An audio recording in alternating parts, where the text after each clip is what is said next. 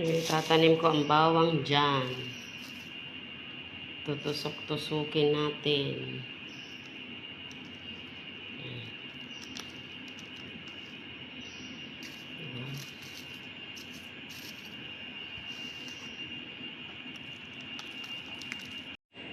Gumawa ako ng pagtaniman ng bawang.